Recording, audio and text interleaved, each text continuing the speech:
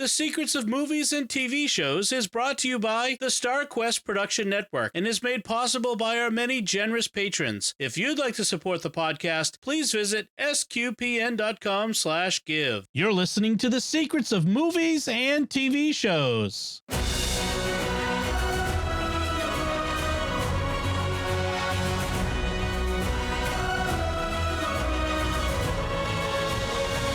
Hi, I'm Dom Bettinelli, and you're listening to The Secrets of It's a Wonderful Life, where we will discuss the hidden layers and deeper meanings of this classic Christmas movie.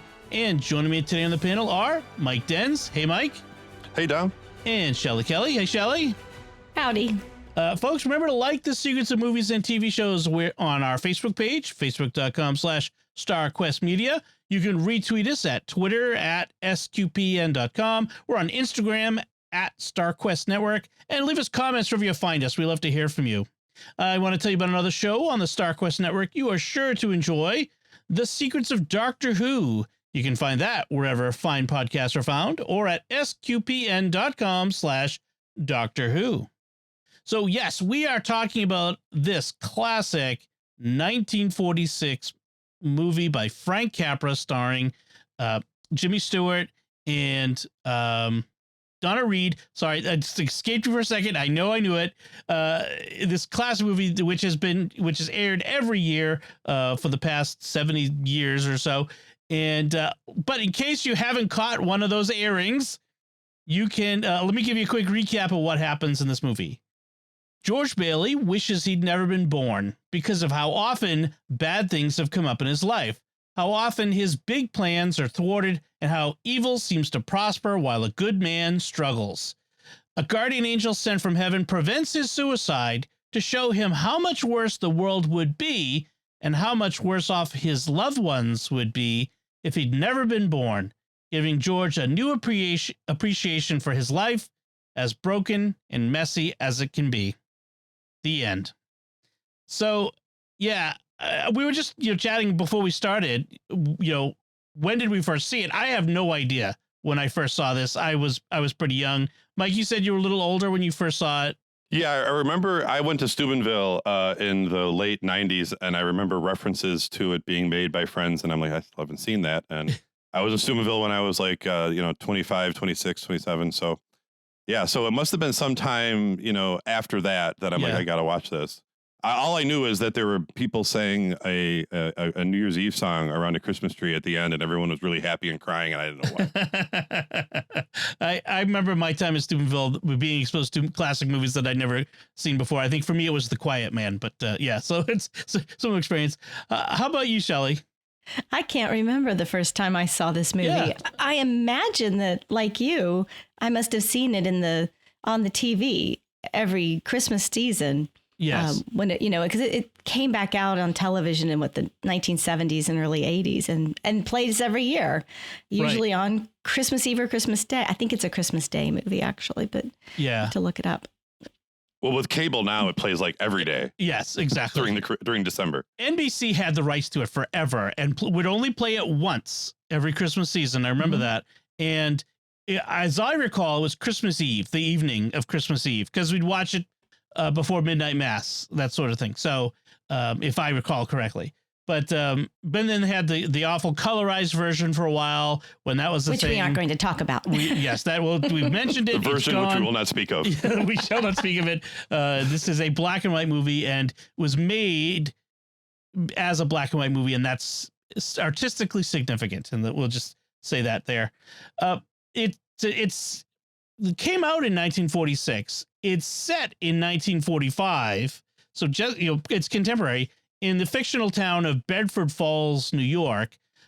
Apparently Saratoga Springs, New York claims to be the inspiration for Bedford Falls, although official historians reject that claim, but, doesn't stop them from using it for tourism purposes and whatnot. So we'll let them have it. This is a very, in a sense, it's kind of funny that it's a Christmas movie because it's about suicide.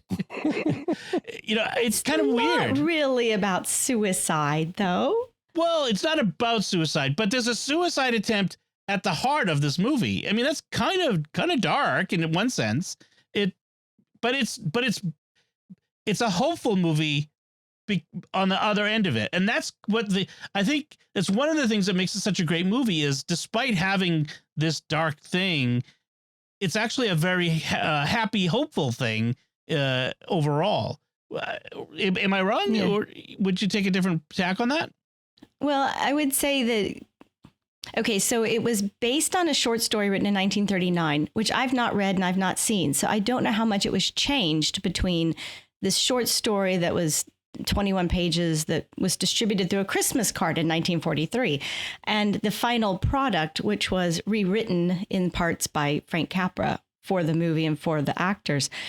But if you think about when they're filming this in 45 and how the world has just come off of the greatest world war and genocide and everything, and you get that sense of there could be a lot of despair in the world, even though they've just won this war, and that there's hope, and that there is this, every life matters and everybody matters, and you don't know who you did touch throughout your life, and so I don't see it so much as the message of or the part of suicide being part of this movie as it is, don't despair, don't give up. And look at how you might impact people. How about you, Mike? I was going to call you Frank, but Mike. No, I'm not Frank Capra. I just watched the movie. I lost the question. I was looking at things and I forgot the question you asked Shelly. The idea that suicide is sort of a central point to this. It is the value of life. This is a pro-life movie. Yes. And that's what's so funny about like Hollywood just loving it so much. It's like, you silly guys, you just don't know what you're watching. This is a movie that's like literally could be like broadcast in the pregnancy centers that are set themselves up across from Planned Parenthood and saying, it's a wonderful life. Don't distinguish it at its beginning, because this is about a man who wished he had never been born and look what he did. I mean, and he wasn't president. He didn't even go to the war. Right. He stayed home. I mean, it wasn't like, but so he could look back and say, what have I ever done? I've never gotten out of this stinking town. And as we, the whole movie is all about, look what you did. And look what you did to help those who did do other great things. So it's a stark contrast to the value of life and the evil of death. So it right down to like, the almost a mirroring of A Christmas Carol when they go to the cemetery and see his brother's grave because he drowned as a boy, right? And the snow falling on it and everything. It's just, yeah. So I mean, it's not, it's not like you're going through this and it's like this is a suicide movie. No, but right. It is the crux of it all is life is precious. Every life, wonderful. Yes. And that was Frank Capra's intent. Frank Capra, I should point out, it was Catholic, and his Catholic faith played a part in a lot of his movies that he made. In fact, if you want to hear more about Frank Capra himself, I want to recommend to you an episode of a podcast by some friends of ours, American Catholic History by Tom and Noel Crow. Episode 127 of their podcast, they discuss Frank Capra and his movie-making career and how much of a Catholic he was. So I definitely want to mention that. And one of the reasons I bring that up is there's a really cool aspect to this movie, which is in addition to, the internal conflict of George Bailey, we see things like intercessory prayer works. Like the movie opens with we're hearing people praying for George Bailey, who at this moment is going through this personal existential crisis at this moment.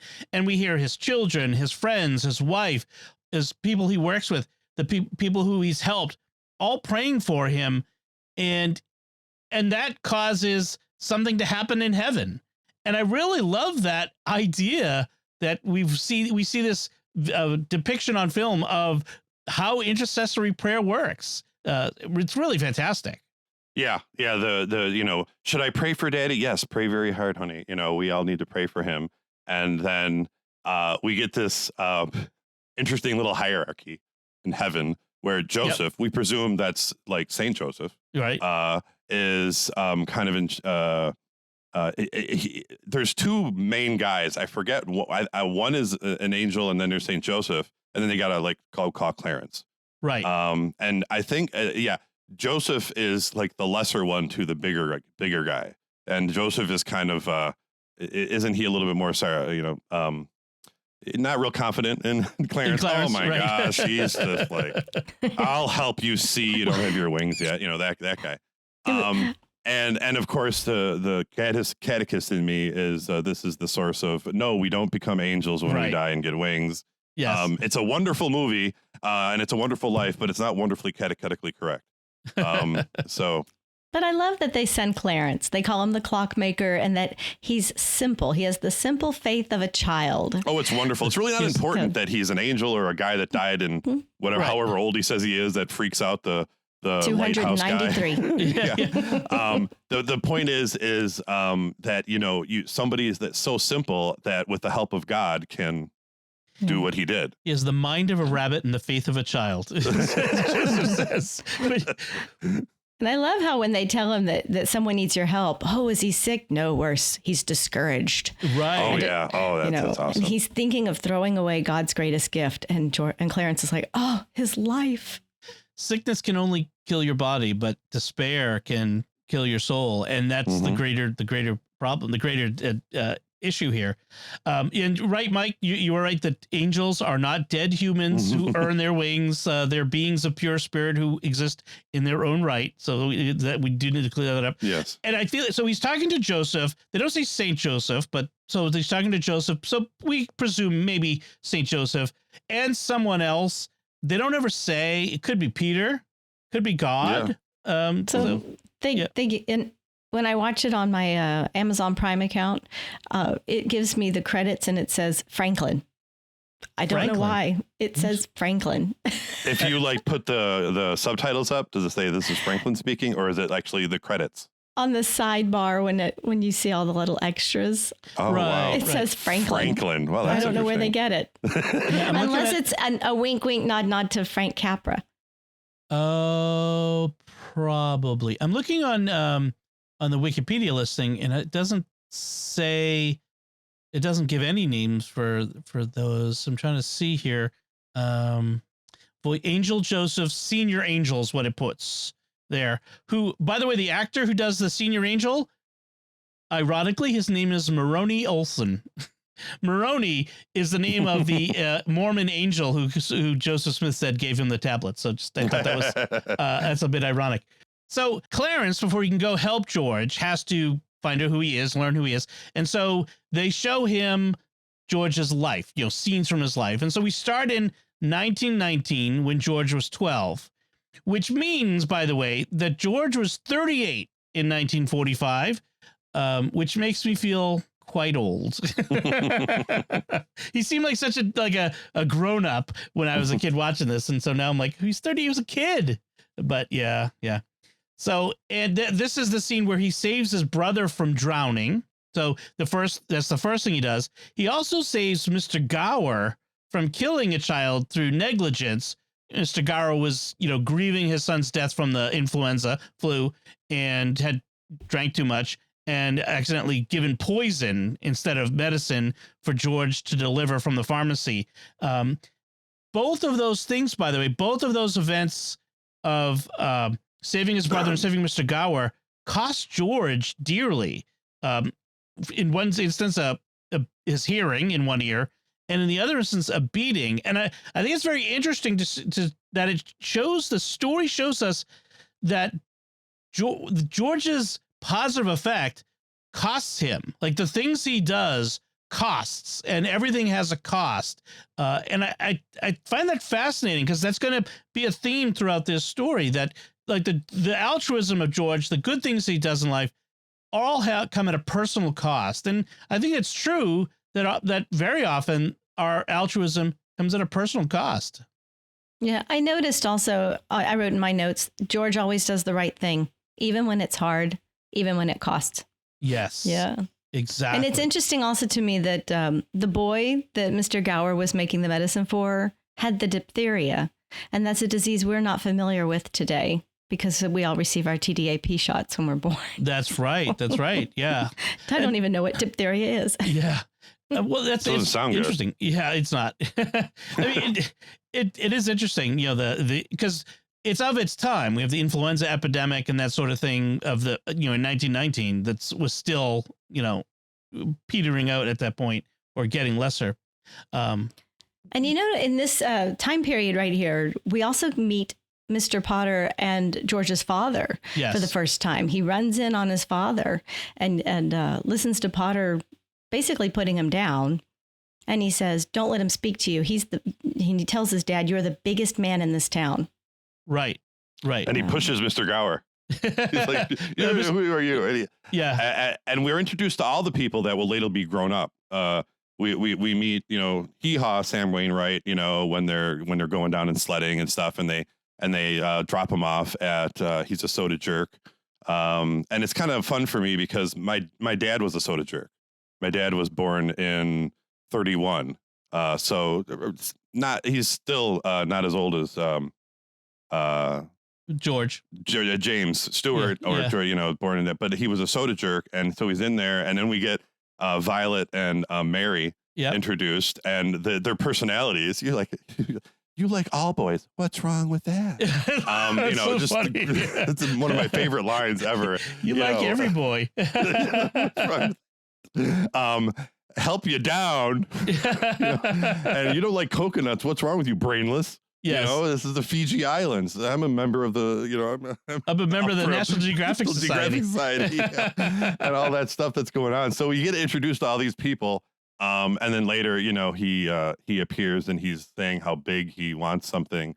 And they freeze the shot, on him when Clarence is getting introduced to the older George. Before we get to that, I do like when Mary, George, is this your bad ear that you can't hear out of? And then George Bailey, I'll love you to the day I die. Like right from, it's almost like fated that he was, his life had this destiny to it, this sense of these things were going to happen for him throughout his life and the people in his life that he was going to have.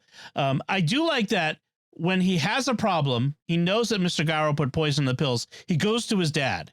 Yeah. Who do you go to? There's a sign, got a problem? Ask dad, the sign in the pharmacy. So he goes to his dad. And even now it's Potter versus the Bailey Savings and Loan. That's even before Potter owns everything. He's still, the man against the savings and loan. So I do like that. And we have this, and then we get introduced to this concept here in that scene between Bailey and, Mr. Bailey Sr. and Potter.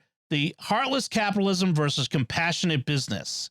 That idea of the savings and loans about compassion, like helping people. We're in business to do a good thing. Whereas Potter is like Scrooge in A Christmas Carol. Are there no poorhouses for them to go live in? I like that. It's funny you say that because Potter is played by Lionel Barrymore. And guess how he got this role? Because he played Scrooge in A Christmas Carol on the radio annually for 20 years between 1934 and 1953. And him being the voice of Scrooge on the radio is what got him this job as Mr. Potter in It's a Wonderful Life. The idea that having him, would be instantly recognizable to the audiences. Like they would all immediately, even if they don't recognize him, have a visceral reaction against him. So I like that idea. That's good. Yeah, even the voice. Like Lucas's casting of what's his name as Governor Tarkin. Oh, Cushing, Peter Cushing. Yeah, Peter Cushing, because he was in horror films and stuff like that. So it would work out that way, and and different things. And Barrymore, I always thought he must have been the grandfather, but he's actually the great uncle of Drew Barrymore, the family of actors and actresses. Right. Yeah, and I love the way that he's in the wheelchair.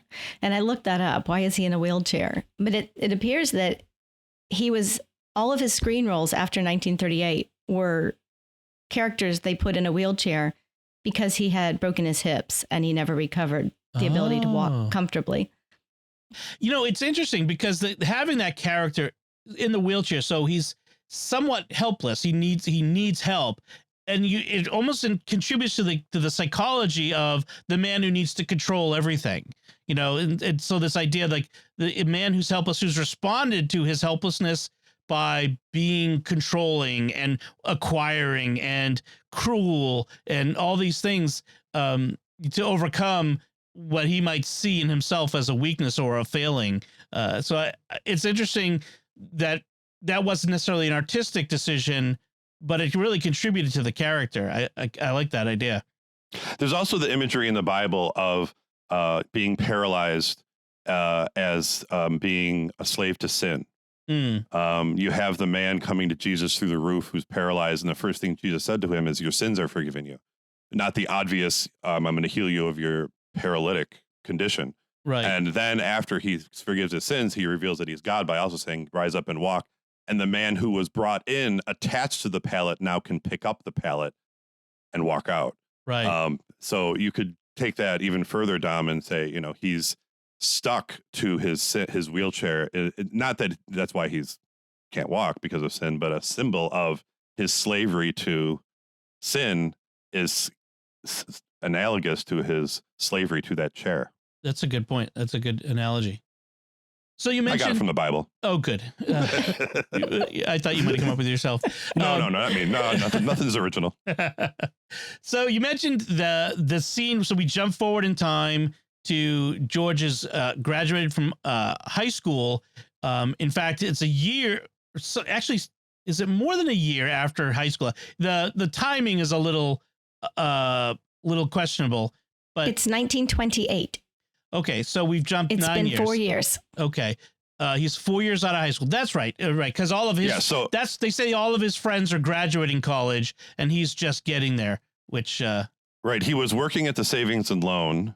Yep. And then, how did it work? He was going to go off to college while and then his brother would work there. But that was, as we see, is about to be put off.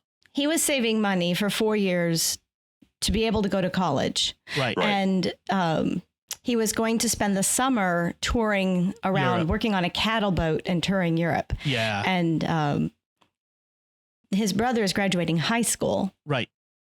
And so that's that night. It's the night of the graduation dance. There is a great scene where we're introduced to Ernie the driver, the taxi driver, and Bert the cop. By the way, Sesame Street says it is a coincidence that they aren't actually, characters are not named after these characters, that it's just a coincidence. So there was like that's an official Sesame Street response. So, take it for what you will. But they're outside with George. He's just gotten the big travel valise that Mr. Gower got him for a present. And he's with Ernie and Bert. And they see Violet and, howdy, George, that whole thing. And I love Bert's response. I got to go home to my family. No, not family. Got to go home and see what the wife is doing. Like Family man. That's what it was. Yes, that is. And, that's not bad for Bert. I give him credit for that because that's a man who's like, I better go see what the wife is doing.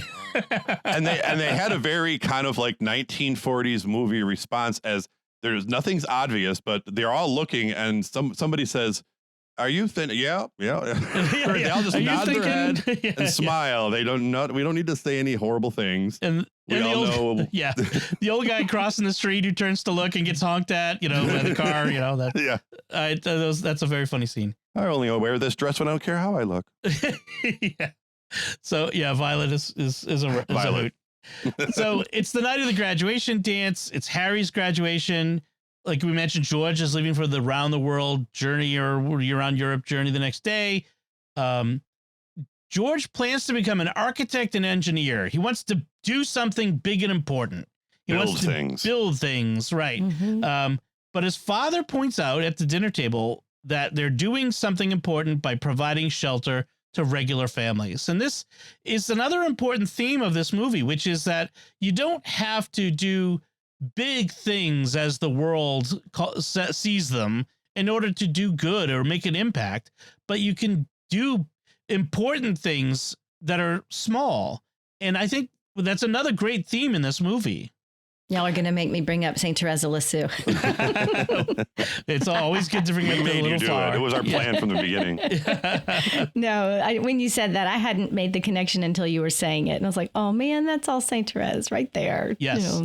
Doing small things. She never went anywhere. I mean, she stayed in a convent, but she's the patron saint of missionaries because she prayed for them. She did big things in a small way. So, yeah, I love that. Well, one of the things that struck me when George is talking to his father and they're talking about how Potter's sick in the soul and hates everybody that has anything he can't have. And then George is saying, I want to do big and important things. I don't want to be stuck in this small town shabby office. And he kind of looks at his father. And I think, man, and when you were 12, you said he was the biggest man in town. Right. And now you're calling what he does small and shabby. And what a contrast there.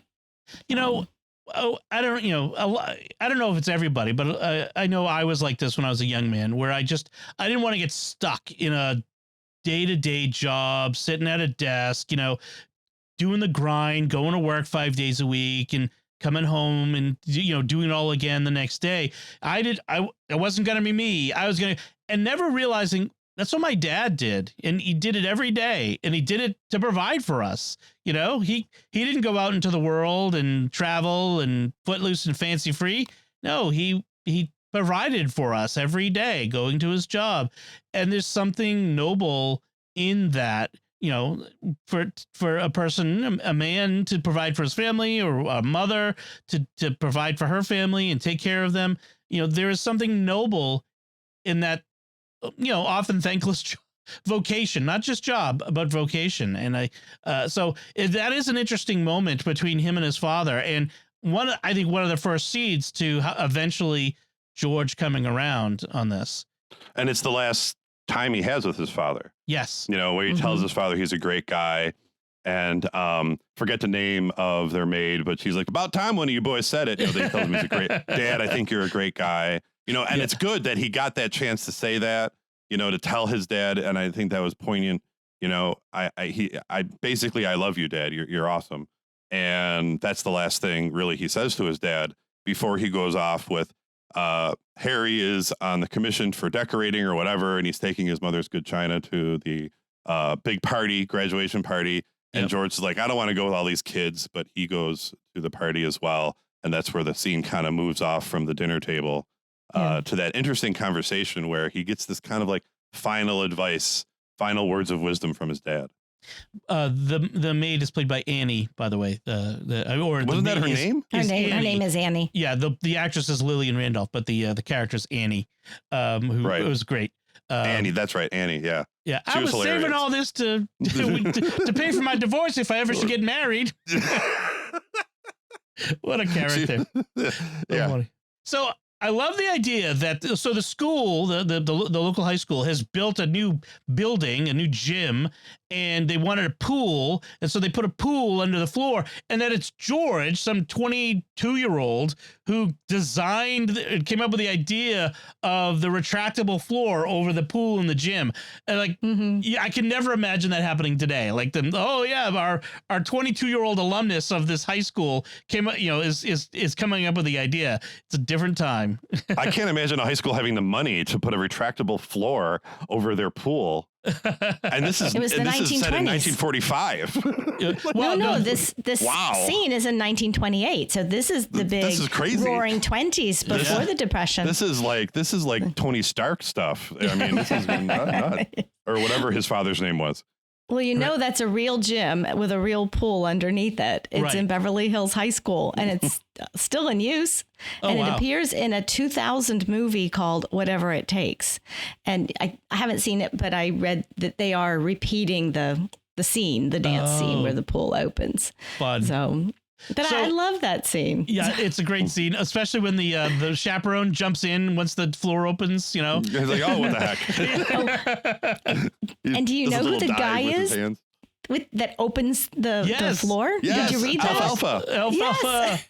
Yeah, he still looks like it. If he had the little sprout of hair, it would have totally given it away. But yeah, it's the same. Though his name is I forgot. Carl Switzer. Carl Switzer, who played Alfalfa in the original Little Rascals. So, that was great. And then we have this another scene. All of this taking place on the same night. The scene with Mary. So he dances with Mary. He sees her for the first time. He's like, "You've grown up," and he dances with her. And then they're all wet and they're walking home, and she's wearing a robe and he's wearing a football uniform. And they sing the song "Buffalo Gals Won't You Come Out Tonight." He's flirting with her. They make a wish on the broken house, and he wishes to cast off the dust of this little one stoplight town and see the world. She makes a wish, but won't tell him what it is because she says that it won't come true. We know what it is, right? Mm-hmm. And all that y'all were talking about Vi and everybody looking at Violet. This little conversation between George and Mary walking home is so cute. Yes. I mean, it's so romantic. What do you want, Mary? Do you want the moon? I'll lasso it. And all the girls are just like, oh. And you'll swallow it and it'll dissolve, see? Why don't you kiss her instead of talking her to death? Yes, I love it. What? You barely understand the guy. I have to turn the subtitles on. Why did you kiss her instead of talking her to death? So if any men are listening, yes, this is the good girls thing. like that kind of thing, that witty, cute. I don't know that they would want the bargaining for their robe if they were naked in the bush. I don't know that it's like that. I like the line that the old guy says after he tells him, "Why don't you kiss her?" He says, "Youth is wasted on the wrong people." That would be me. I'd be the one on the porch. Yep. Get off my lawn. and he's sitting there like, "Oh, you in the bushes. This is a very interesting proposition. Very interesting development. What shall I? Maybe I'll call the police. They'd be on my side. They'd be on my. I loved it. I'll call. They're downtown. That's the other direction. And where would this, would he probably would have given her the robe, but he probably would have got a kiss out of her. But then they get that interruption, and then the car races up Uncle Billy and his brother, and it's Pa. He's had a heart attack and he has to go. And like a lot of things in George's life, he has these, all these moments that are interrupted by, a tragedy or something that comes along to undermine him just as he's about to get out. He's pulled back in, sort of like The Godfather. And so he gave up his trip to Europe when his father died in order to close out his affairs. And then has to give up college in order to save the building and loan because Potter wants to dissolve it. Now that, Pa Bailey is gone, we need to dissolve this thing because Potter wants people dependent on him and doesn't want them to be able to go to the building and loan. And so the board, there's this moment where George gives that speech, Yes. And it's a great speech. There's great speeches in this movie. Yeah. And again, he gets closer and closer to Potter and the camera, as he's talking and he's moving in and he's like, well, my father didn't think so, and just he got it. Like, he only had a couple months later. He gave up his trip. He was on his way to college. So he hadn't gotten of everything. But you could see that he, even though he wasn't wanted to be a part of it, he definitely saw the great value in it. He saw that his dad was bigger than Potter. And that's where that speech came from. And just before we go off it, I just rewind just real quick. I fall in love with Donna Reed every time they show her in that gym. Oh yeah. With those big eyes. She is just beautiful, beautiful actress. Yes. That is just like, wow. Yeah. I would have totally forgot, that she was 18 and I was 22 too. I'd have been like, oh, wow, I got to dance with her. Why don't you stop annoying people and get rid of Alfalfa? And that was great. And this was her first big role. This was her first starring role. Yeah. Wow. And I want to say she came up in the credits right after Jimmy Stewart. I can't remember. Yeah, I think she was listed second. Mm-hmm. Yeah. One of those, and just to recall, we didn't even say it, that there was those great opening credits with a book. Oh, yeah. The with the pages and they pull the pages. Yeah, the hand drawn. I like, I'm sorry, this speech real quick. Yes. I like that when George defends his father, he says his whole life, he never thought of himself. Yes. And he died a much richer man than you. And I'm like, Right. Wow. This is the lesson that George himself is going to emulate and learn At the end of the movie. whole rest of his life. Yep. To George Bailey, the richest man in town. There's another part of the speech too, and this is a very important. Why we're talking about this is very important. Potter criticizes giving loans because it makes the people starry-eyed dreamers instead of thrifty working class. He has a disdain for anyone poorer than himself. But George says these rabble you talk about doing most of the are doing most of the paying and working and dying in this community. Is it too much to ask to let them live and work and die in a couple of decent rooms and a bath? And really, I mean, if you want a short a nugget of how Catholics look at economics, I mean, that's kind of a big part of it. I mean, this idea like people are owed a decent place to live, and it's a human right, you know. And I really love that George. He's not so much defending the savings and loan as an institution as he's defending what it does, the effect it has on the people, and that's really great because it's not about defending institutions; it's about defending the good work that is being done. I really love that about this scene. Yeah, and it goes right into his speech to the people when there's the run on the bank. Yes. You know, that we all pool together so that so-and-so's house can be built with your money that is getting interest. Well, this, you know, and that's what we all agree to. And it's another Catholic mentality of this working together as like the body of Christ to help one another. Right. To do this. It's not communism, but it is a community effort where everyone freely says we're all going to be a part of this together so that people, when they're first starting up, don't have to live in Potter's slums, Right. you know, while they're working and dying in this town. They can have a decent home. Right. Exactly. So Harry waits 4 years for Harry to come back, his brother Harry to come back from college, to take over the building and loan for him. They wouldn't vote down Potter unless he took over for his dad. So George had to take over for his dad. Right.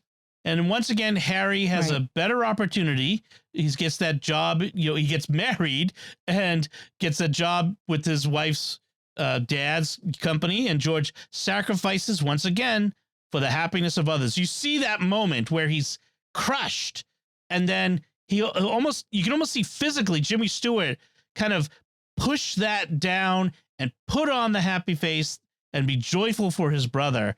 I really love that acting in that moment where he really does a really good job of portraying the internal struggle of George. I really like that.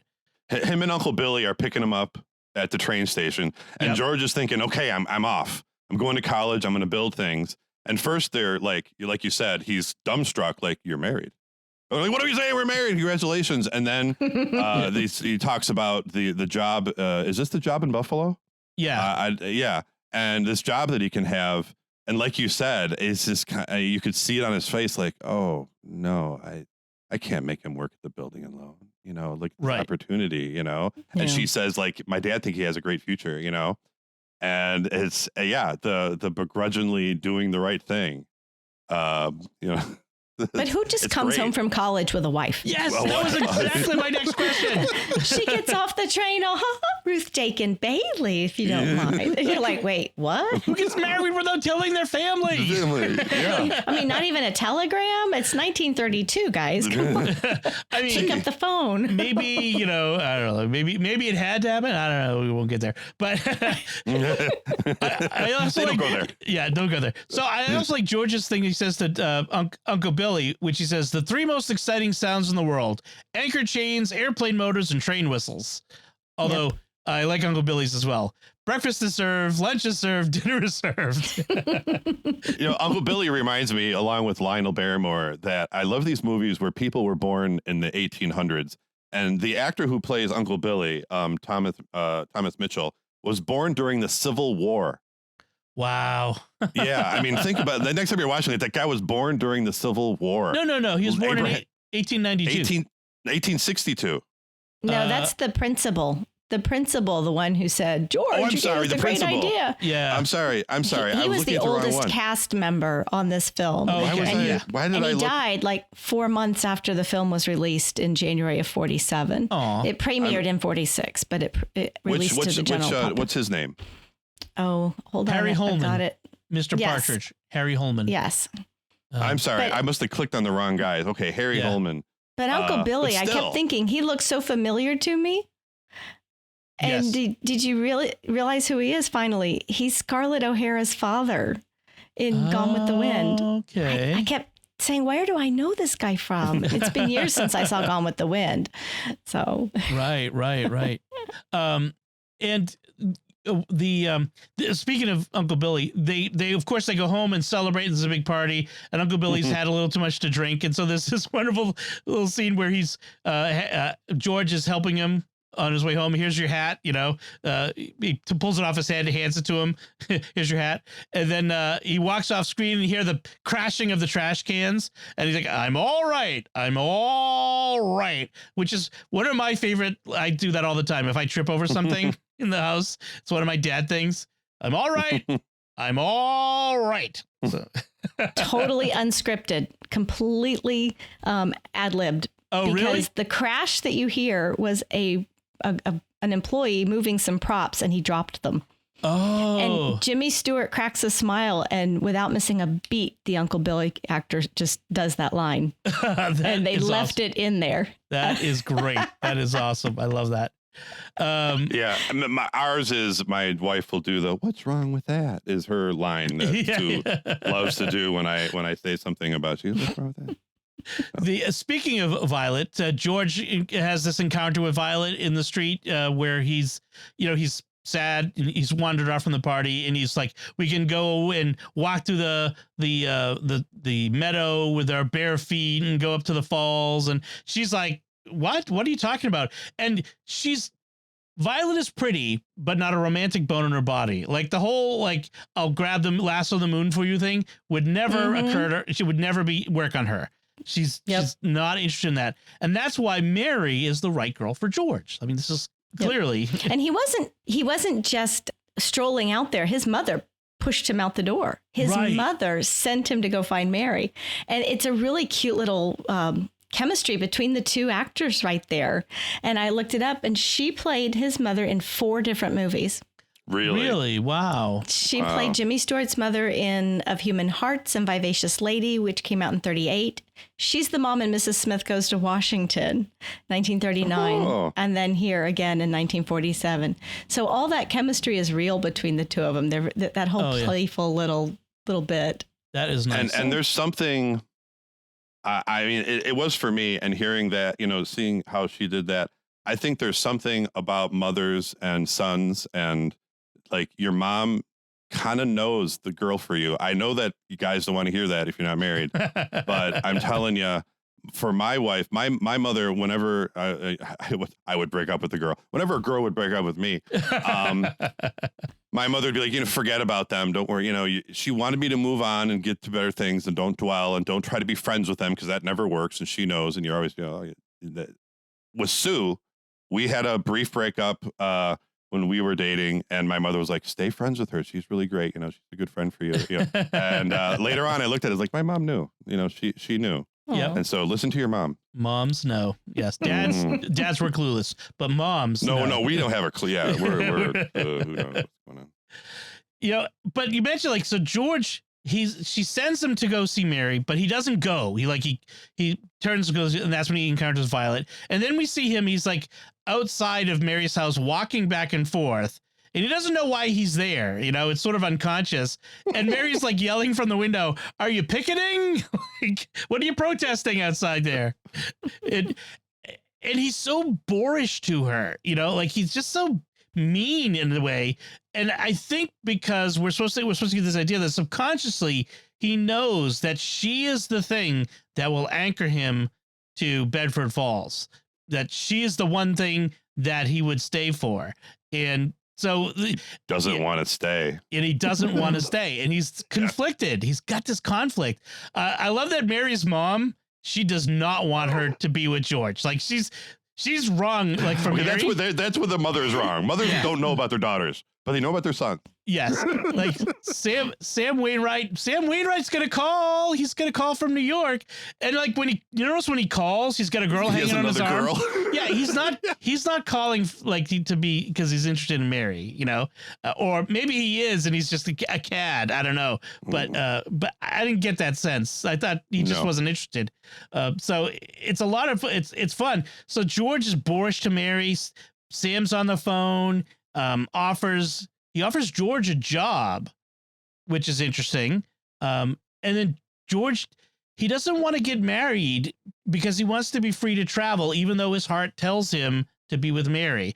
And that's that conflict there. So I just thought it was an interesting, but in the end, he follows his heart. Best I don't want to eat scene. ground floors or plastics. Best scene in the whole movie. If you told me I could only watch one scene out of this whole movie, that's the scene I would turn into. The way he grabs her so close to her. I mean, oh my gosh. So I read this. This was really cool. Jimmy Stewart this is the first movie he made after serving in World War II. Yes. And so he's come back and he's super nervous about this scene and this on-screen kiss. It's his first on-screen kiss scene. And they ran this unrehearsed in one take, and it worked so beautifully. And not only did it work so well, they had to cut part of the embrace because it was too passionate to pass the censors to be played in the theater. Wow. And there is something so powerful about the way he's standing so close to her, and yet they're not touching, and his nose is kind of in her hair. And he's, you could see them both breathing, and they're both so aware of each other, so near. Is this when they're on the phone, like talking? Yes. To, yeah. They're sharing. Their mother's on the extension. We can share. We can both hear. and they've got their heads together, and he's so distracted. Tell him it's the chance of a lifetime. He says it's the chance of a lifetime, and he's like, I don't want any of this. I don't want it. And then he finally just gives in. It's just this overwhelming moment. And he just kisses her, and they're crying. And the mother's, oh my gosh. This is really good that we had a woman here with us, Dom, to my goodness. Really blew up this part. I mean, can you imagine a movie today saying anything was too passionate for the film? Oh, really? Well, this restraint is good. Having to tell a story with restraint. We need more movies like this one where it's all hinted at, and there's that suspense and that hovering, lingering build up. Yeah. Yes. But it wasn't it wasn't sexual passion. It was love. It was desire to give yourself to. I mean, he's talking about the chance of a lifetime in plastics, and the chance of a lifetime that she's really talking about, or that's being hinted at, is the two of them and get married, have a family. Yeah. Yeah. This is, it's a great scene. Life. Right. Life is the great chance that he's got. So I still got chills. So then we cut to the wedding day. It's pouring out. It's in the middle. It's in the Depression, right? And during the Depression, they had these things called bank runs where people would hear that something was wrong with their local bank. And so everyone would go to the bank and withdraw their money, and that would cause the bank to collapse because banks didn't carry all the deposits in the vault. They loaned it out, which we hear from George in a bit. So the banks would fail, and then someone would have to, cover all of the bank's withdrawals, and they would usually end up getting control of the bank. And that was because we didn't have the FDIC back then, the Federal Deposit Insurance I was Company. about to say, but that's why we have FDIC today. Right. Because of It's a Wonderful Life. No, because of the bank runs in the 1930s. Yeah. So, and that's how Potter got control of the bank. So there's a bank run as they're driving to the train station to take them away on their honeymoon. And there's a crowd at the building and loan, and George goes, and we have this great scene where George is trying to tell people, look, you can't just come and take all the money out because your money is in his house. We've loaned it so we can build that. And that's when Mary comes with a big wad of cash, because that's how people traveled with what was it? Not traveler's checks. Yeah. $2,000. $2,000. And don't skip over the brief moment of happiness from like he just got married, and I don't know how many days passed, but they went from the passionate kiss over the extension to and Mary's mother's crying, at the wedding, yes, that she lost out at Sam Wainwright, yes, and they are in the rain in the taxi, and him and Mary are just kissing and in bliss and champagne and caviar and the best wife and the best champagne and everything's going to be wonderful. And it lasts for all of, 2 minutes. right. And then it's George, don't go inside. Let's just keep going. Right. And yet she's the one that brings the cash in. She's the one that bring the cash in. Yes. And it's so evident that she's the right person for him, because here she's doing the right thing. Yes. Even at the cost. Supporting him in that. Mm-hmm. There's you could see a quote on the wall of George's office at the Savings and Loan from his dad, Peter Bailey, which says, all you can take with you is that which you've given away, and that's the thing that impels George, that, all that is important in life is that which you have done and given to others. Again, and what could be a more Christian response to the world than that? But Mary, she leaves George there. They have to keep the Savings and Loan open until regular closing time. They've got $2 left. Mama dollar and Papa dollar. Yes, and they're going to make baby dollars. At which point someone says, aren't you married? I wish they were rabbits. Yeah. Well, also someone says, aren't you married? Mrs. Bailey's on the phone. Mrs. Bailey, what? Tell her to talk to Uncle Billy. No, Mrs. Bailey, your wife. And that's when they take him to the honeymoon at the old Granville house, which is still a falling down decrepit house, which they've made up into a honeymoon suite. I mean, talk about an amazing transformation. Best friends ever, Ernie and Bert, and then Mary getting it ready. And they're singing outside the windows, I love you truly, all that. And Mary really is the ideal supportive spouse. I mean, she really, from here on out, she supports George at every turn. She's there for him. It's such a great marriage example, to see this. It's really inspiring to see. She's there to receive him every time he needs her. Yes. Whatever the great difficulties, and she's there and she's giving back. Like, well, when we get to like when she's first pregnant, that focus his whole life on something else rather than what he just lost. But and we also have, when they come into the house, the real memorable thing is that she's got the record player that's also turning the rotisserie, being the rotisserie yes. for the chickens he's got. So I don't know. Maybe she didn't quite give him $2,000 because she had enough money to buy a couple of chickens. But the double take he does at the honeymoon suite in yes. the bed, he's like, looks over like, whoa, that's all we get. Yes, yeah, that was good. And Ernie with the hat and pouring the water onto his hand. Beautiful. For the tip. That was great. A couple of classic actors working that out just wonderfully the way they did that. So then we move forward in time again. George now has moved from just having a savings and loan. He's founded what was it called? The Bailey Park. Bailey Park, a place for people to get out of Potter's slums and the Potterville slums. And Giuseppe Martini gets his new home, and they're loading them up, the whole family, 5 kids and a goat. Classic Italian family, right? Yeah. And they load them up in the truck, and they get all their stuff, and they get them over to their new house. And I love the blessing that Mary gives as they come to the new house. Welcome home. And she gives them a loaf of bread that this house may never know hunger, salt that life may always have flavor, and wine that joy and prosperity may reign forever. What an awesome saying. Every realtor should say that and should do this, reenact this when they sell a house, right? Yeah. Yes. They should sell little like loaves of bread with some salt and wine and a little package. Yeah. On Christmas time for people to give, and a little St. Joseph statue to sell your old house. It could be all. It's a great marketing idea. Hang on. With that, that might be on Etsy later. Yeah, that was my idea for those of you listening and thinking you're going to put that together. But it's such a great moment, and then that's when Sam Wainwright pulls up in a limousine. By the way, everything's going great, and then Sam shows up. Sam constantly reminding Harry, unintentionally, not outright, but reminding not Harry, but George of all the things he hasn't attained.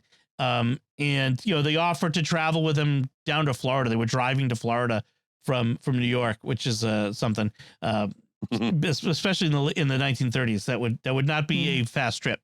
But Potter, meanwhile, he sees the good that George is doing, right? And he decides, I have a new tactic to defeat him, which is to buy him out. And he decides to give him, instead of the stick, the carrot, which is a temptation in the desert moment, right? Potter identifies all of George's weaknesses, including his visceral dislike of the building and loan, right? And his wanting to travel. And he gives him an offer of a job and offers him $20,000 a year, which I looked it up. After all the government caused inflation, it would be $430,000 a year right now, in today's money. That's a lot of money. Yeah. And when you consider he was making about 51,000. Right. Yeah. Yes. I did the same thing. I looked up I was looking it up. If he makes 45 a week, that's $23.40 a year, which in $2022 is $51K. So right. I was like, wow. And he's ready to take it. Right. He goes to shake Potter's hand, and it's clammy, he even wipes his hand off, and that wakes him up because I don't know. It's something about it tells him Potter's is really this spider in the middle of his web or whatever it is, it's such a great scene because George he almost does it. He almost takes it, and you almost want him to. George, you deserve it, I know I want him to get the salary, but I don't want him to work for Potter. But he does and the he's right like, I don't have to.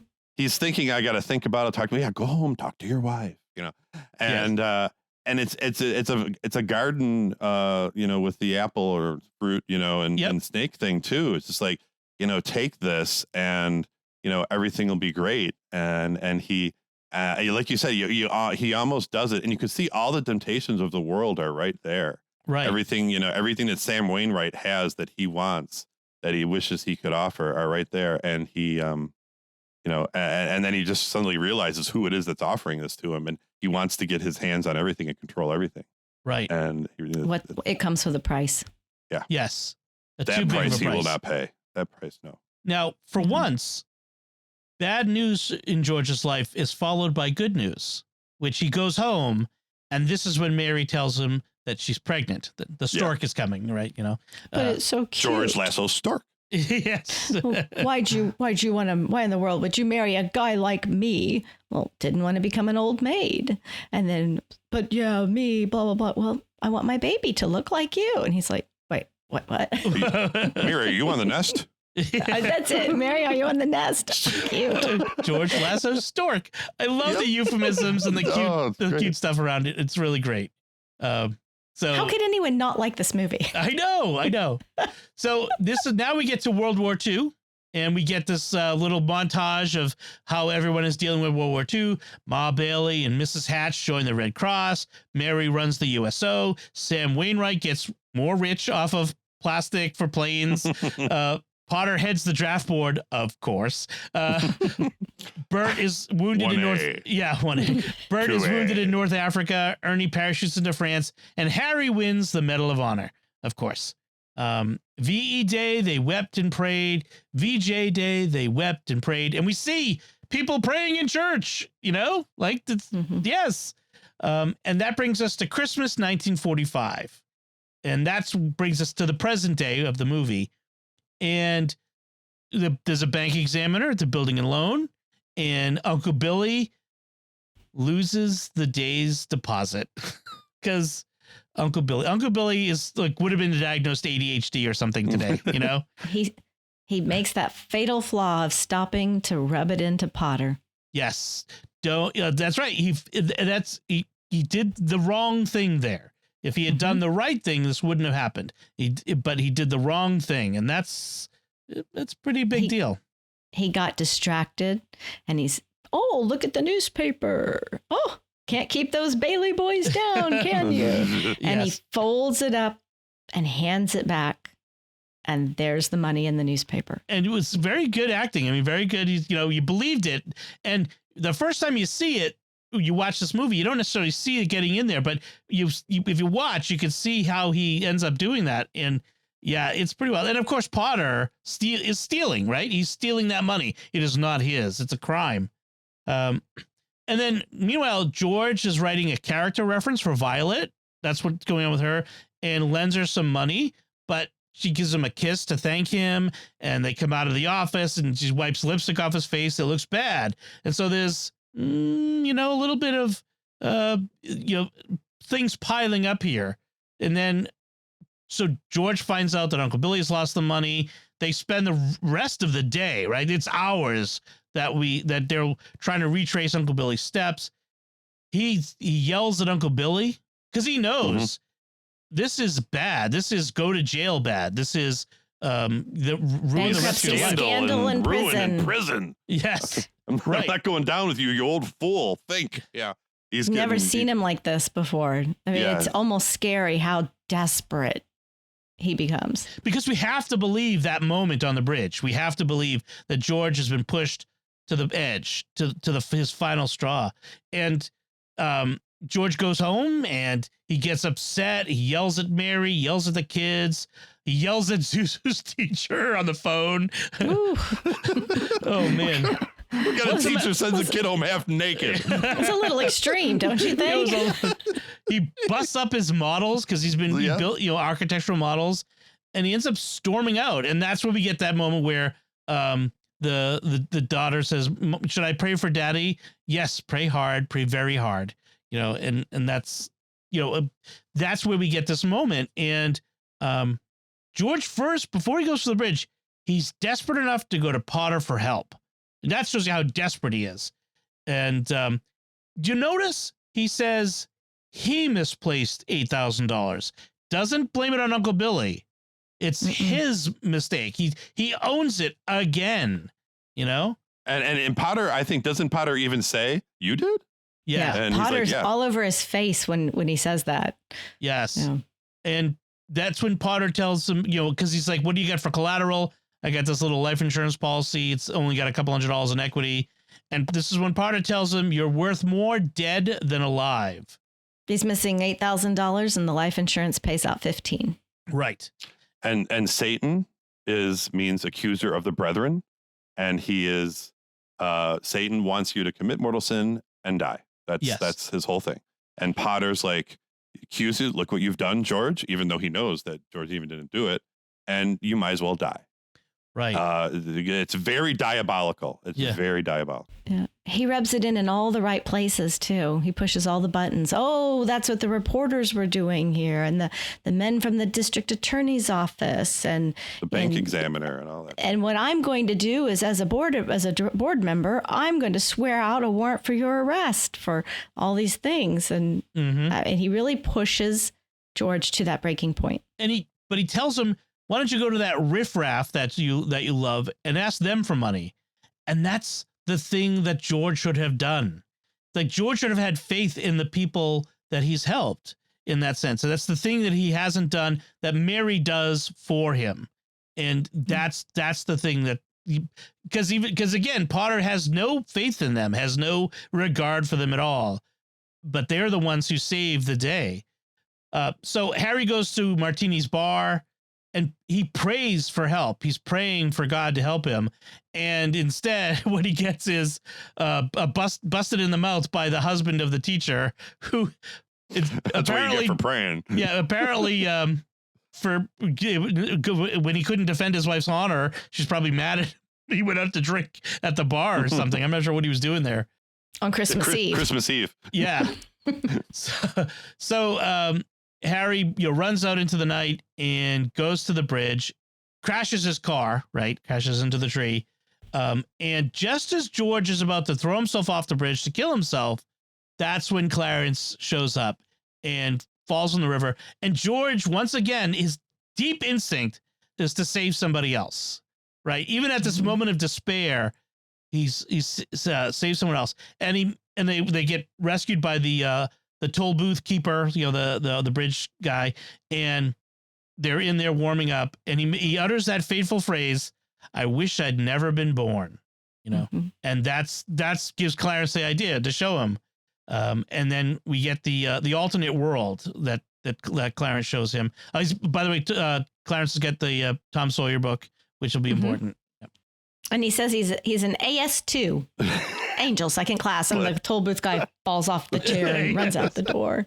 Yeah, but you know, it's there's a silly simpleness of horrible phrase. I'm sorry, but to his simplicity, to his I'm going to dive in so George will help me, instead of where, you know, it's the way to get George off of his despair is to get him to love. It's really classic psychology of if you are depressed, you need to get out and start helping people.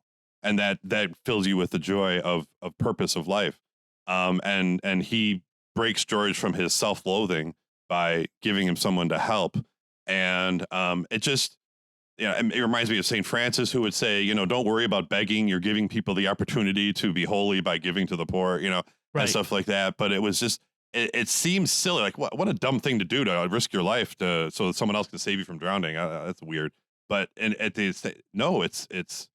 was beautiful. It was just beautiful, simple, of someone who has the mind of a rabbit, but has so full of wisdom because of his great love that he would know this will instantly take care of this problem here, and then we'll move on from there. How would I convince George not to try it again?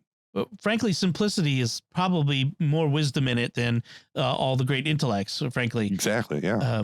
So now he gets his wish. He gets to see a rare gift, as Clarence says, to see the world as it would have been had he never been born. And so Martinis is now Nick's, and now it's a hopping bar that seems a little fun, actually. It was kind of, I mean, it seemed kind of fun. But when they get thrown out, I love Nick's line, "Out you two pixies go, through the door or out the window." Another line that I quote very often when I'm trying to get the kids out the door to go to church or something. Out you two pixies go, through the door or out the window. Listen, we serve hard liquor here, and not hard liquor for hard men. Give me a flaming rum punch. Yes. Oh, okay, a sarsaparilla. And make it snappy. And Mr. Gower comes in, and Mr. Gower is a convict who's like homeless and basically considered a loser by everybody because he killed a kid. Yes. Spent because 20 years. With George wasn't there to stop him. Yeah, 20 years. Yeah, there's a lot of things. Yeah. Yeah. Oh, and he went back to get his car, and Bedford Falls is now Pottersville. And we don't even know what happened to Martini, do we? No, we don't. Martini is like nowhere to be found, which is another tragedy. Like, why does a Martini own the place? Probably because he never got out of the slums in order to build himself up. You know, he's probably was stuck in the slums paying ridiculous rent, you know, that sort of thing. Bedford Falls is all nightclubs and dance halls, which, you know, girls. Yeah, seemed like a fun place. No, I'm just kidding. It's basically Vegas. Bert tries to arrest George, by the way, but Clarence bites him and then disappears when Bert tries to arrest him, like that. Yeah, Joseph, help, Joseph. I liked that. Yep. Oh, and Ernie, the cab driver, didn't know him. Yes. And his wife had taken the kid and left. That's right. And Mary's fate was worst of all. She was an old maid and a librarian. I mean, oh my gosh, the horror. And she doesn't wear makeup. She's not very pretty at all. You know, she has glasses. Yeah, glasses. Surprise. Her eyes failed her. Isn't that every woman that if you want to change the way she looks, you take away a little of the makeup, you put glasses on, and you put her hair back. You know, we'll ruin everything. Yep. And Ma Bailey runs a boarding house. Right. And she's hard. You know, she's not nice at all. She lost her only child. Yep. And then when her husband dies, her brother-in-law loses the business and goes to the insane asylum. Yep. And George runs to Bailey Park. It's Potter's Fields. The cemetery is there. He finds his brother's tombstone. Little brother dead. Yep. Violet's going to jail. Yep. Harry Bailey died when he broke through the ice. Every man on that transport died because Harry wasn't there to save them, because you weren't there to save Harry. Yes. You've had a wonderful life, George. Each man's life touches so many other lives, and when he's gone, he leaves a hole. And that is, if nothing else, That's the story. That's the theme of this movie, which is our lives, no matter how unimportant we think it is, but not just our lives, the lives of everyone we meet are important. All these people. And if any of those people were to be gone, they would leave a hole and it would change everything. And that's an important lesson to take away from it. It's easy to make this about ourselves. Like, whoa, if I weren't here, all the bad things that would have been happening to the people I love, but also everyone we meet, everyone we know, they're important. It's a vast web. We are interconnected, and you pull on one thread to mix metaphors. You pull on one thread and it all unravels. And I think that's really the great message of this movie. And I think why it makes it a Christmas movie, right? Mm-hmm. Because ultimately that Christmas is a movie about the importance of life and redemption and the forgiveness of sins and all of that, and the importance of each person that Christ would have been born and died for, every single person. I love that aspect of this. Mm-hmm. And the sacrificial nature, like you pointed out in the beginning, Dom, of everything that cost George, that was worth it. I mean, it was worth the cost, right, to save his brother, to lose his hearing, to get the beating from Mr. Gower, to make sure that Mr. Gower didn't get in trouble. He was just as worried about Mr. Gower getting in trouble. Don't worry, I won't tell anybody. Right. I know you're upset about your son dying. I won't tell anybody. So compassionate. Yeah. And even getting beaten. Please don't hit my sore ear anymore. I mean, you feel so bad for the kid. Oh, I know. And it just goes on and on. Losing the $2,000, no honeymoon. Losing the money to go to college. Harry goes losing out and going to college again because Harry got a job in the state of just over and over. Losing his father. All these things that he loses, but he gains so much, and he's the richest man in town. Right. Mm-hmm. And also we don't always know who or how we influence or impact others. And do we impact them in a positive way or in a negative way? Right. So, yep. I read that somewhere that scene on the bridge where George is having this desperate moment, that Jimmy Stewart was really pulling on the trauma that he suffered during World War II, the trauma he encountered as a bomber pilot. And those bomber pilots, we lost so many of those crews. It was attrition, a war of attrition. And the fact that he came back was itself an act of God, really, every single one of them. And so he was really pulling on those feelings, that trauma in that moment. And so he stands there when he goes back to the bridge. Please, God, let me live again. I want to live. I want to live. And he's had this moment of conversion. And that's when Bert shows up and he's like, I'll sock you again, Bert. and of course the snow. It started snowing again, which gave us the great wind that came, a little Pentecost moment when the dream world started, and Clarence is like, you don't have to make that big a deal about it, and then the snow stops, and then it starts up again. It's Christmas time again. The minute he says the word God. Yes. Yes, please, God. And it comes back. And wasn't there another, he drew on something during the prayer scene in the bar too. Like, I'm not a praying man, but if there's something that was a really powerful moment where he is just, he has his fists up to his face and he's just rubbing and it's just extremely believable, and well done. The depth of that prayer. He says, I'm not a praying man, but if you're up there and can hear me, show me the way. I'm at the end of my rope. Show me the way, God. Right. Yeah. And, after that transformation at the end, after he's given the back, he at first, he has no expectation that his fate has changed. The fact that, he's going to be arrested and go to jail and lose his family. And I know, business. I'm going to jail. Isn't that great? But it's just his perspective has changed. He's alive and life is worth living regardless. But this is when he reaps the benefits of a lifetime of sacrifice and goodwill toward his fellow man, right?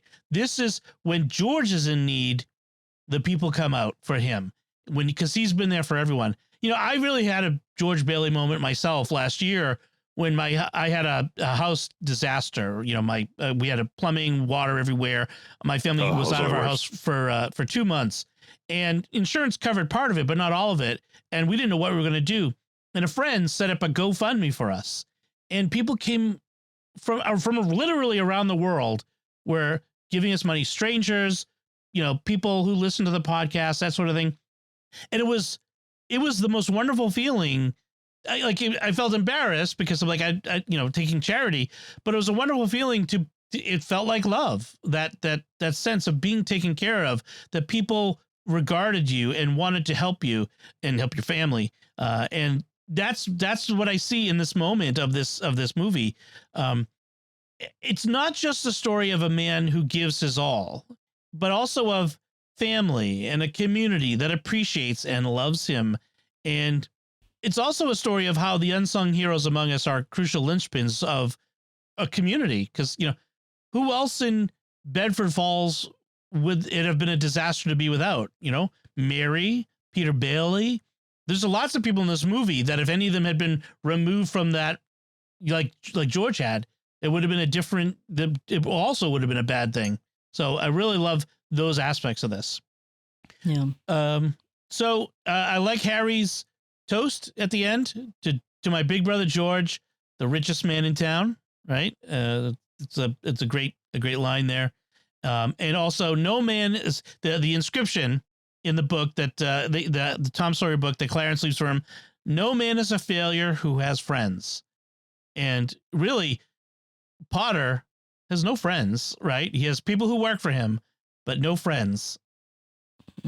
And then we have the bell ringing. The bell Teacher ringing says every time a bell rings, an angel gets his wings. That's right. That's right. So yeah. Attaboy, Clarence. Attaboy, Clarence. He gets the book back signed by Clarence. Mm. And he kisses the knob that was his bane of existence. Like it doesn't work. It's it burns him as alive. And this movie reminds me of the scripture passage from John 15, John 15, beginning in verse 10. If you keep my commandments, you will abide in my love, just as I have kept my Father's commandments and abide in his love. These things I have spoken to you, that my joy may be in you, and that your joy may be full. This is my commandment, that you love one another as I have loved you. And greater love has no man than to lay down his life for his friend. Mm. And so you have, his joy when he finally reaped the understanding of the fact that he had given his life in pieces away his whole life, that his joy was now full. And it didn't matter. It didn't matter that he might go to jail and he was broke. And what mattered is that his life was full because he had it. He had his life. That's right. That's good. Thank you. That's beautiful. Mm. Yeah. One last thing I wanted to mention was there are a lot of bands called Zuzu's Pedals, apparently, including there was one in Steubenville when I was there called Zuzu's Pedals. Oh, that's awesome. That's an awesome name. I did not know that. Yes. Apparently there are several bands. I was looking up like, whatever happened to those guys? And apparently there's quite a number of bands called Zuzu's Pedals. So any last thoughts on It's a Wonderful Life, Shelly? No, it's my favorite Christmas movie. Mm. I mean, people are doing those brackets, this movie over that movie, movie over that movie. My husband and I played one of those today. We were filling out a bracket and it came down to, I think, Miracle on 34th Street and It's a Wonderful Life. Yeah. And I was like, nope, It's a Wonderful Life. And I cry at the end of that movie every single time. Every time. I just, tears just pop in my eyes. I can't explain it. So yeah. It's fantastic. Yep. Yeah, it's great. I mean, all those people bringing all that money, and Sam Wainwright gives him more than he needs. Right. And, anyway, up to $10,000, I think, and all of that. And Uncle Billy died in 1962. That's why I thought he was born. I looked at the wrong date, his death date. So that's why I'm like, wow, Civil War. So my mistake. But yeah, it was well worth discovering later in life when I was almost 30 years old. And it's second only to A Christmas Carol with George C. Scott for me. That's deeply my favorite Christmas movie. But It's a Wonderful Life is definitely second. And I just love that it is really the ultimate pro-life movie. It doesn't get any more pro-life than that. Yep. Shelly, last thought? Oh, I wanted to say that surprisingly, this movie was considered a box office flop. Yeah. This movie did not take in the same amount of money it cost to make. It was a 3.7 million to make, and it only took in 3.3. It was nominated for 5 Oscars. It lost all 5 of them to another movie called The Best Years of Our Lives. And I think that, like so many other good movies that we love today, coming out on television and being able to be reintroduced year after year in this way has made it such one of the greatest movies of all time, and one of the most inspirational movies of all time. So I don't know if you've ever done a podcast on this, Don, but the rewatchability of movies. This is one of those movies where, I mean, it's not like Star Wars with all these great action scenes or, oh, that was really cool, or stunts. But every time a scene comes up, you're like, oh, yeah, this now. Okay. I want to watch this again. This is good. You know, there's not one scene you're like, oh, we got to get through this stupid scene. No, they're all like fun to watch, fun to see the acting, you know, and it's just black and white and people. There's nothing spectacular about it, but it's just so well done. It's perfect. And every scene is just so much fun to watch again. It's a perfect movie. Evergreen. Yeah. We did an episode of this podcast back in 2018, the Secrets of Christmas Movies, where we talked about this and a lot of other Christmas movies. We did last year. We did Secrets of Christmas TV specials. But I really wanted to talk about It's a Wonderful Life because this is my favorite Christmas movie. It's one of my favorite movies, period. I watch it, whatever. Yeah. But it's my favorite Christmas movie too. And I mean, I have others, like I love White Christmas, and I love, you know, A Christmas Carol, you know, several different versions, the Muppet one, the George C. Scott one, the what's his name? The singing one, the musical with never mind. But whoever it was. But this one, I'll always stop and watch this. This is the one. And it's a great, I was going to say it's a wonderful movie. It's a great movie.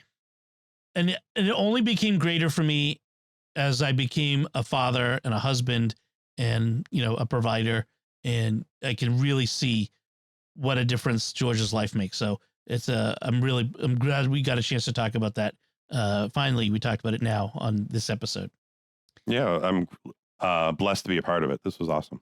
So let's wrap things up. We want to take a moment to thank our patrons who make it possible for us to create the secrets of movies and TV shows, including Marguerite K, Nicole H, Denise I, Joseph L, and Luis D. Their generous tax-deductible donations at sqpn.com/give make it possible for us to continue the secrets of movies and TV shows and all the shows at StarQuest. And you can join them by visiting sqpn.com/give. And just to remind you, as we're approaching the end of the year, StarQuest is a 501c3 tax-deductible organization. So just for your end-of-year gift giving sort of thing, your charitable giving. So that's it from us. We'd love to hear your thoughts on It's a Wonderful Life and anything we've said about it. You can let us know by commenting on the show at sqpn.com/secrets or the StarQuest Facebook page. Send an email to secrets@sqpn.com. Join the StarQuest Discord community at sqpn.com/discord. And until next time, Shelly Kelly, thank you for joining me and sharing the secrets of It's a Wonderful Life. Thank you for the invitation. And Mike Denz, thank you as well. Hee-haw. And once again, I'm Tom Bettinelli. Thank you for listening to the secrets of movies and TV shows on StarQuest, and Merry Christmas, everybody.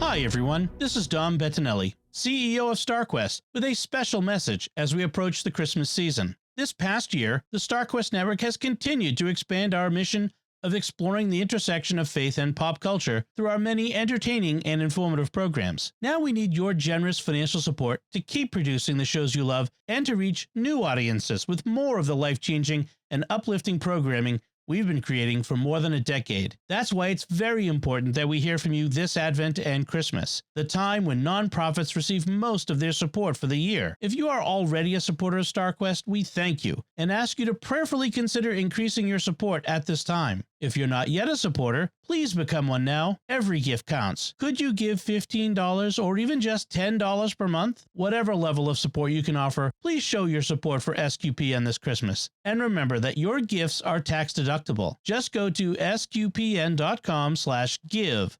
That's sqpn.com/give. May God bless you this Advent, and may you have a blessed Christmas season.